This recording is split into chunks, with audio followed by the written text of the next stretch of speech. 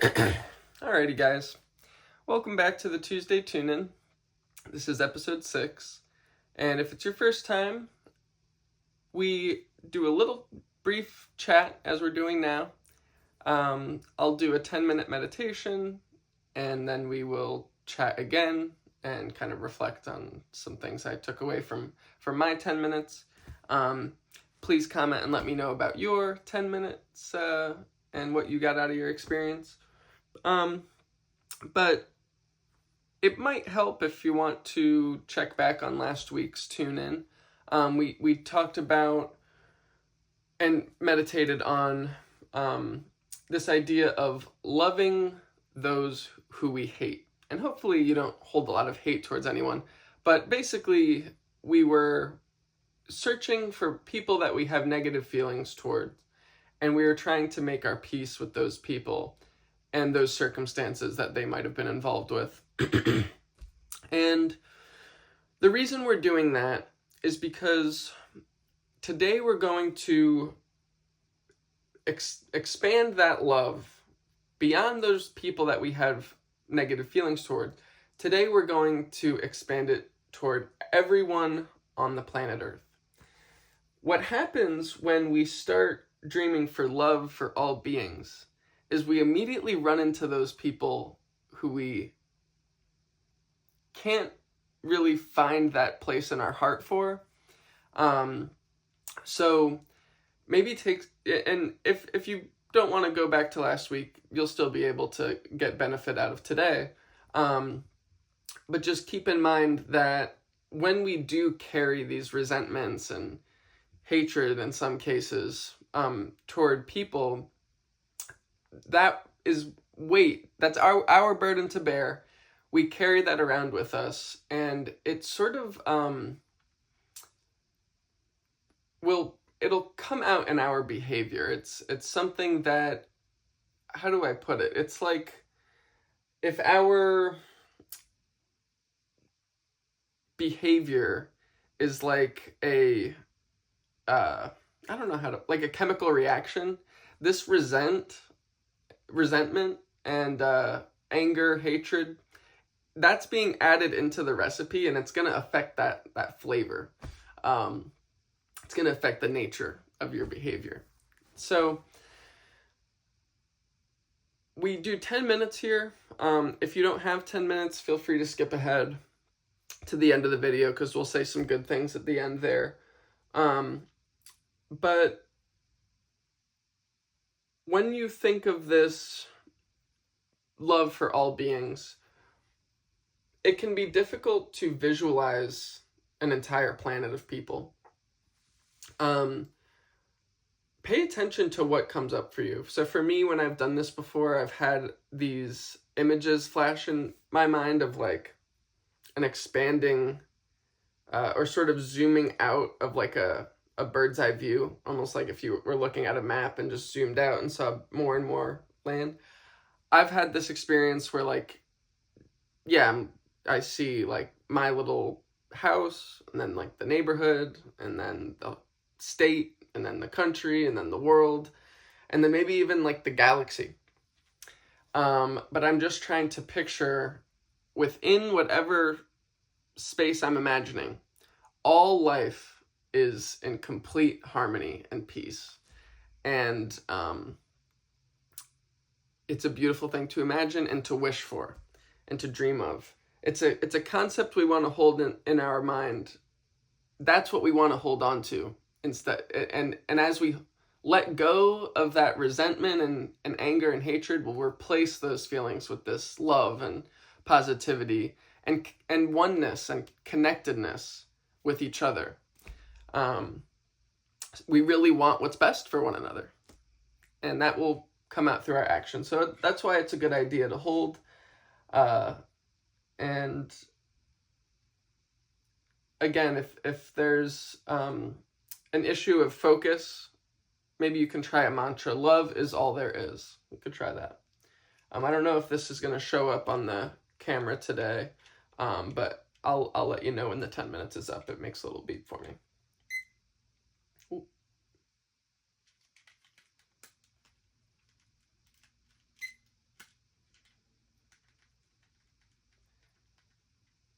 Enjoy.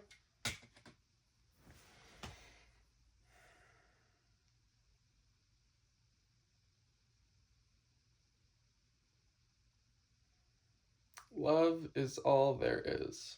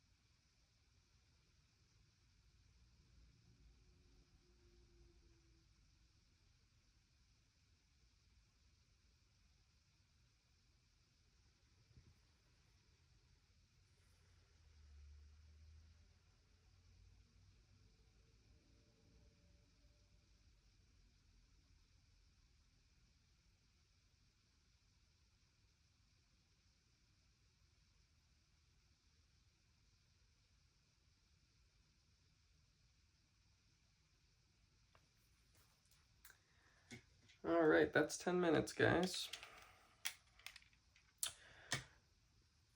So, I just really thought that was a beautiful exercise.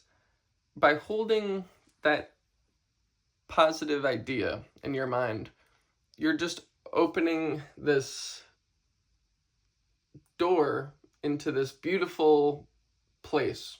And what arises in that place when you're spending time with that idea is just beautiful things, for me at least.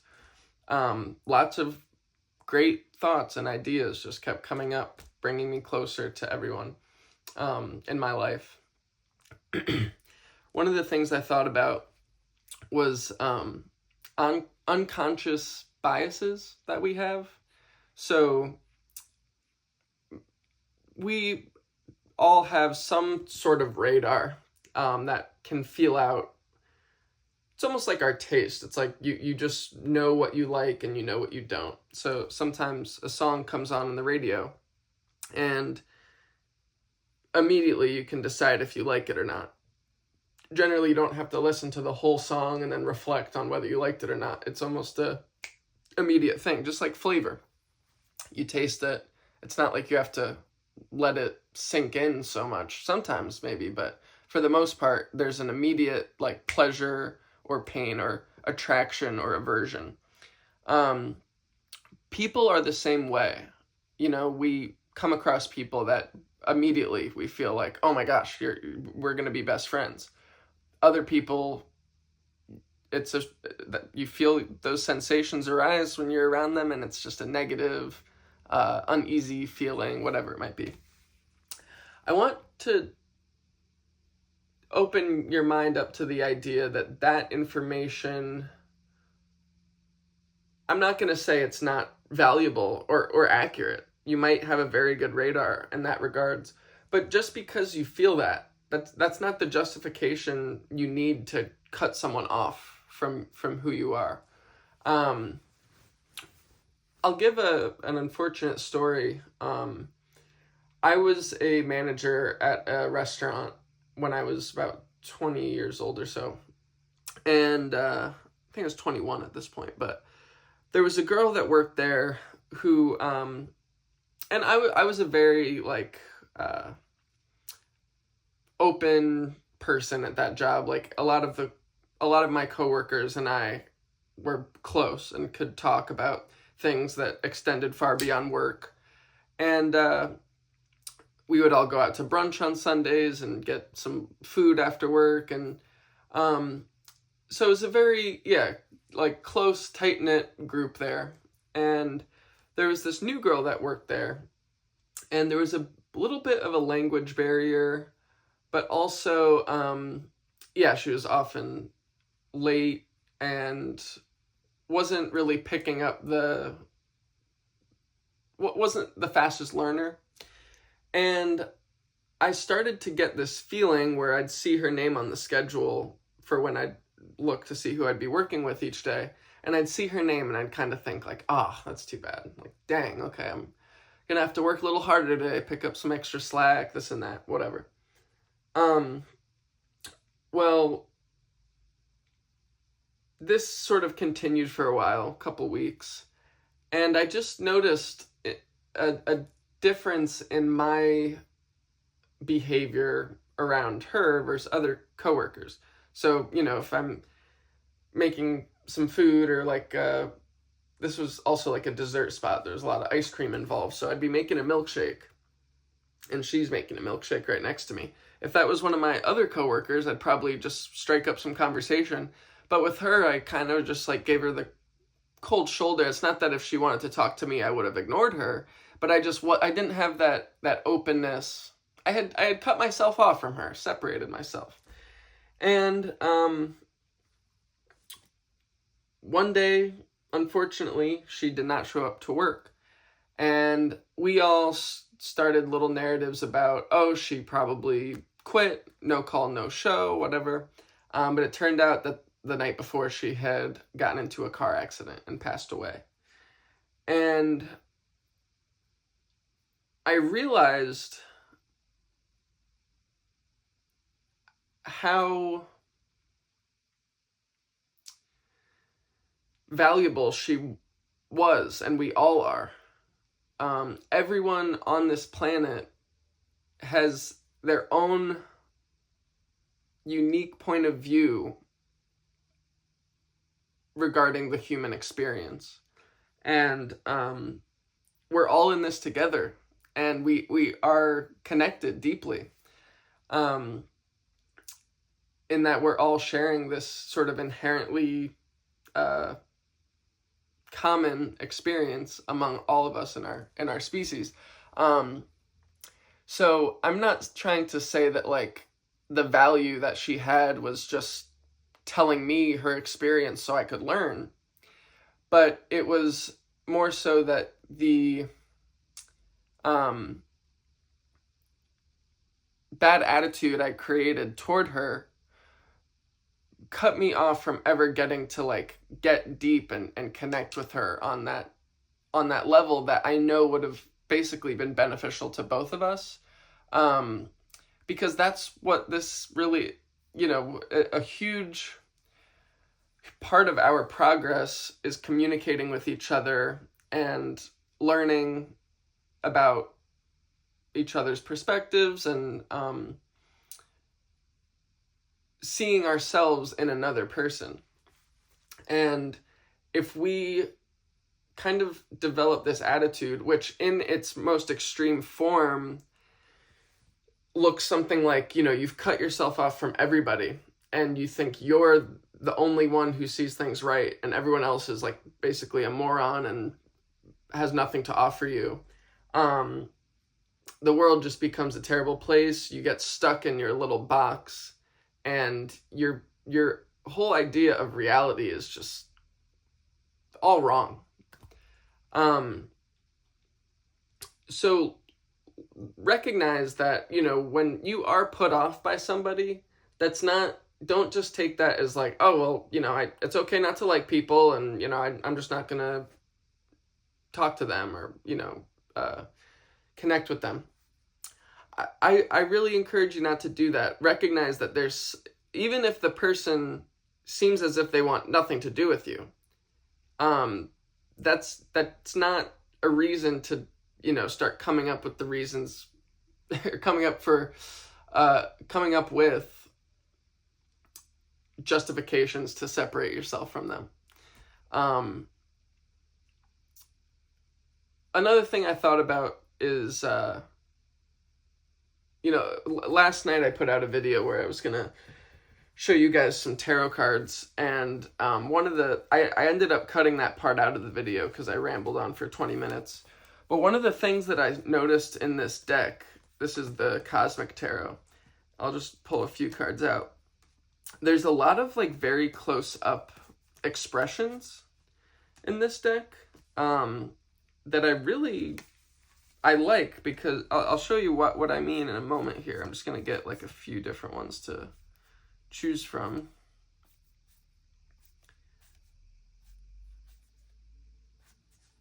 Here we go. So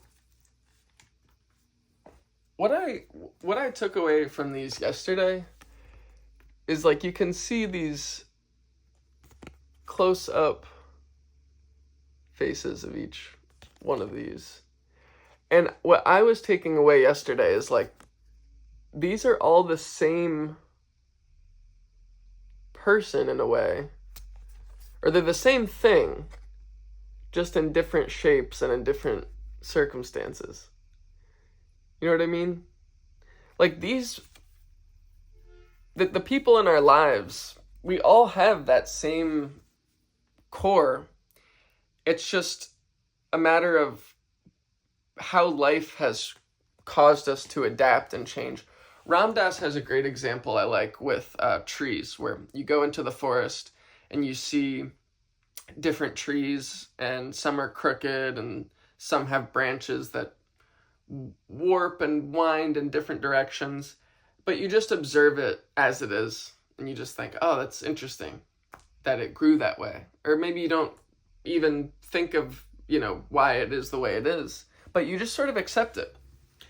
But people, we treat much differently. We don't allow that same understanding when we've seen someone who's been warped and has grown around their the obstacles of their environment, and we look at their